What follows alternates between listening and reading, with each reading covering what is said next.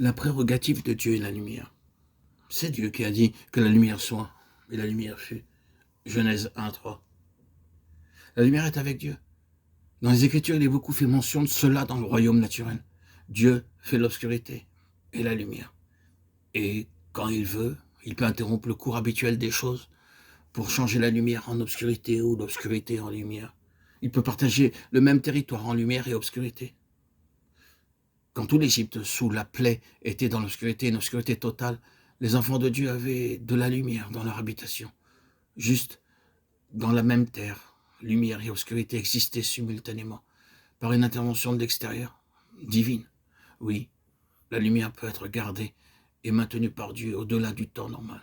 Et l'obscurité peut être amenée prématurément, alors qu'il devrait faire jour. Il y a beaucoup à ce sujet dans l'Ancien Testament, et c'est reporté dans le Nouveau Testament. Il y eut des ténèbres sur la surface de la terre, jusqu'à la 9e heure, quand le Fils de Dieu fut crucifié. Mettez dehors le Fils de Dieu et vous éteignez la lumière de Dieu.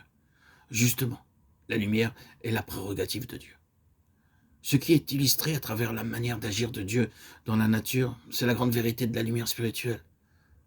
La lumière spirituelle est la prérogative de Dieu. Il peut à tout moment apporter la lumière dans les ténèbres. Il n'a pas à attendre le cours des choses. Mais il peut exclure la lumière à un moment donné. C'est dans son pouvoir de le faire. Changer les ténèbres en lumière est un miracle dans le monde spirituel, et c'est une intervention de l'extérieur. C'est aussi une intervention divine de jugement quand la lumière qui est en nous devient ténèbres. Tout cela appartient à Dieu. Donc cette prérogative de Dieu, à savoir la lumière, est aussi conférée à Jésus-Christ, son Fils, et entièrement liée à lui. Je suis la lumière du monde. Jean 9:5. Au commencement était la parole, et la parole était avec Dieu, et la parole était Dieu.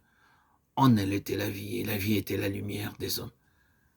Personne n'a jamais vu Dieu. Dieu, le Fils unique, qui est dans le sein du Père, est celui qui l'a fait connaître. Jean 1:14-18.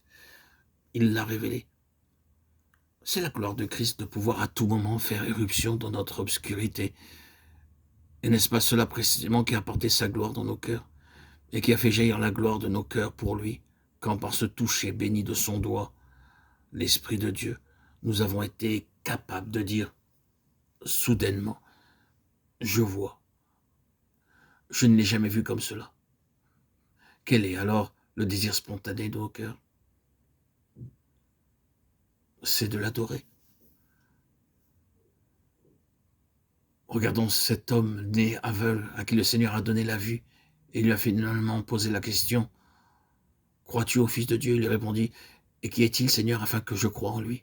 Tu l'as vu, lui dit Jésus, et celui qui te parle, c'est lui. Et il dit, je crois, Seigneur. Et il l'adora. Jean 9, 35-38.